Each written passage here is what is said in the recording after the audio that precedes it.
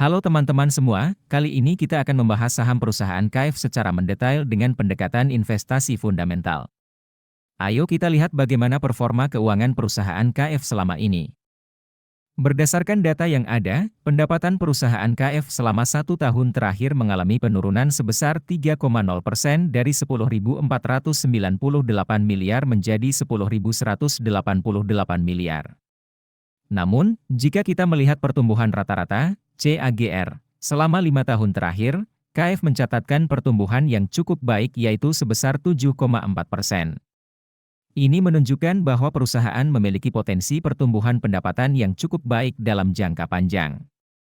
Lain halnya dengan pendapatan, laba bersih KF justru mengalami penurunan yang cukup drastis selama 1 tahun terakhir, yaitu sebesar 237,9% dari 189 miliar menjadi 56 miliar. Sayangnya, kami tidak dapat menghitung CAGR laba bersih selama 5 tahun terakhir karena data yang tersedia menunjukkan angka negatif. Ini merupakan perhatian khusus yang harus diperhatikan oleh investor. Dilihat dari sisi profitabilitas, KF mengalami peningkatan gross profit margin dari 34,3% menjadi 38,1%. Namun, net profit margin masih berada di zona negatif, dari minus 1,8% menjadi minus 0,5%. Ini menunjukkan bahwa perusahaan masih kesulitan dalam mengelola biaya-biaya operasionalnya. Jika ditinjau dari sisi return on asset, ROA, dan return on equity, ROE, KF juga masih berada di zona negatif.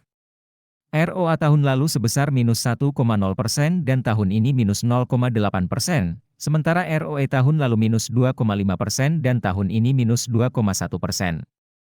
Ini menunjukkan bahwa perusahaan belum dapat memanfaatkan aset dan ekuitas yang dimiliki secara optimal untuk menghasilkan laba.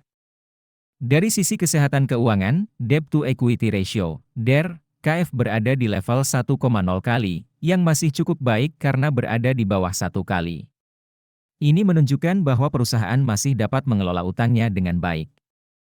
Jika kita lihat dari skor kerangka investasi fundamental Warren Buffett, KF hanya mendapatkan 0 poin dari total 6 poin. Ini menunjukkan bahwa perusahaan belum memenuhi kriteria investasi yang digunakan oleh investor legendaris tersebut. Untuk melihat lebih detail mengenai skor ini, kalian bisa download aplikasi investor yang link downloadnya ada di deskripsi. Nah, sekarang kita akan masuk ke tahap yang paling ditunggu-tunggu, yaitu valuasi saham KF.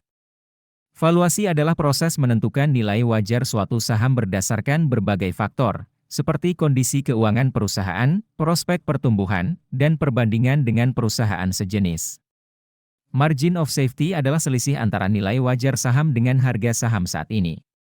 Semakin besar margin of safety, semakin baik karena menunjukkan potensi keuntungan yang lebih besar bagi investor. Berdasarkan analisis valuasi dengan menggunakan price to book value, PB, BEN, nilai wajar, fair value, saham KF adalah Rp2.852 per saham. Saat ini, harga saham KF berada di Rp740 per saham, yang berarti memiliki margin of safety sebesar 74,1%. Ini menunjukkan bahwa saham KF saat ini cukup murah dan memiliki potensi keuntungan yang menarik bagi investor.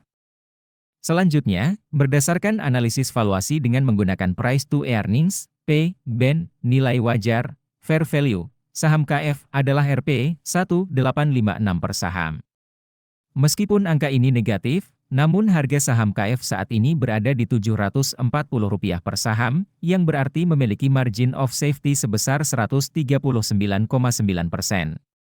Ini juga menunjukkan bahwa saham KF saat ini cukup murah dan memiliki potensi keuntungan yang menarik bagi investor. Teman-teman semua, itulah analisis mendetail mengenai saham KF. Ingatlah bahwa keputusan investasi adalah tanggung jawab masing-masing individu. Saya hanya berbagi informasi dan analisis, tapi keputusan akhir tetap berada di tangan kalian. Jangan lupa untuk melakukan analisis sendiri dan mempertimbangkan berbagai faktor sebelum membuat keputusan investasi. Semoga analisis ini bermanfaat bagi kalian. Sampai jumpa di analisis selanjutnya.